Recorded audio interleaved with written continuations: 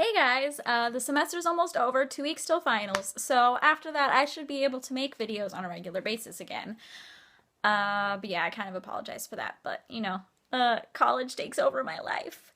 But this past weekend, I performed for our spring showcase in our theater department at my school.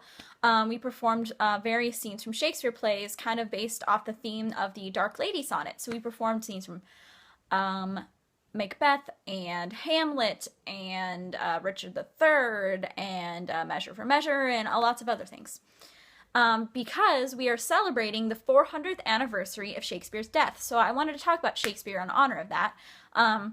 There's a lot of performance of Shakespeare going on in my area and all over the world right now because of the 400th anniversary of Shakespeare's death.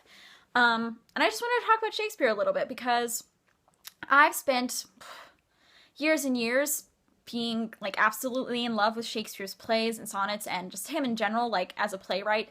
As a graduation present from high school from my dad, I got the complete works of William Shakespeare, and it's been one of my prized possessions since then. And I was very happy because with the spring showcase was the first time I've gotten to perform Shakespeare since I was in Romeo and Juliet my sophomore year of high school. So I was very happy because to me, like, the words just feel so good to say. And I wish we still talked that way now because the words just feel so great to say. So much better than the way we speak now. And I love everything about his plays and his sonnets. And we've been learning about his sonnets in my lit class as well. And it's just, I love it. My favorite of his plays is Macbeth, or, the Scottish play, which you say when you're in a theater because you don't want to say the word Macbeth because it's cursed. But it is my favorite, and I don't really, have much to explain why. There's just something about it that I just love because it explores so many, darker elements of humanity in that play, and it's one of those things where even though the characters do terrible things, you still sort of feel bad for them. And it's always been one of my favorites. And then one of my favorite comedies would be Twelfth Night. I saw that a few years ago, and I've loved it ever since. And then obviously I love Joss Whedon's interpretation of Much Ado About Nothing, and you can watch it on Netflix, and it's really great. And they still use the same, Shakespearean language, but it's like a more modern setting. You can tell I'm tired because I spoke wrong. But anyways, a modern setting because I think it was his way, I read this in an interview, to appeal it to a modern audience because I think it's good to try and get people now to like Shakespeare, because I feel like a lot of people, especially people my age, when they hear the word Shakespeare, they're just like, oh, boring language, I don't understand. But it's so much more than that.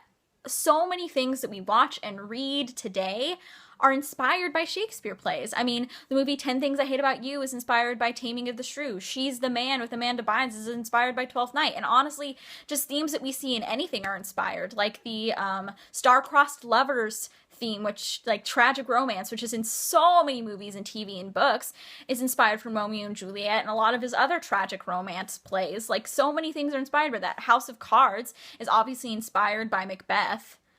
So many things that we watch and read today are inspired by him. So I think it's important to read his sonnets and his plays because it's based on so much what we do now. His language, is based on so much, words he created are words that we use now.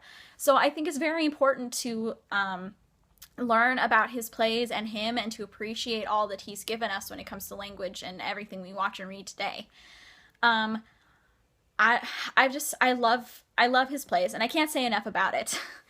But I definitely think that for his 4th anniversary, you should try and read or one of his plays or watch a movie that has similar themes to his plays, or definitely recommend Much Ado About Nothing by Joss Whedon. Really, I think that will make you appreciate Shakespeare's writing as a whole. I really think that is a good way to inspire that. I mean, Joss Whedon created Buffy the Vampire Slayer. He made the first 2 Avengers movies. Come on. It's a good way for you to understand and appreciate Shakespeare while watching his movie of Much Ado About Nothing. That's all I'm going to say about it, because if I start talking too long, I'll just ramble on forever and ever, and you don't want to watch a 30-minute video. So I will stop there. I will see you more once it's summer break and I don't have school anymore. Bye!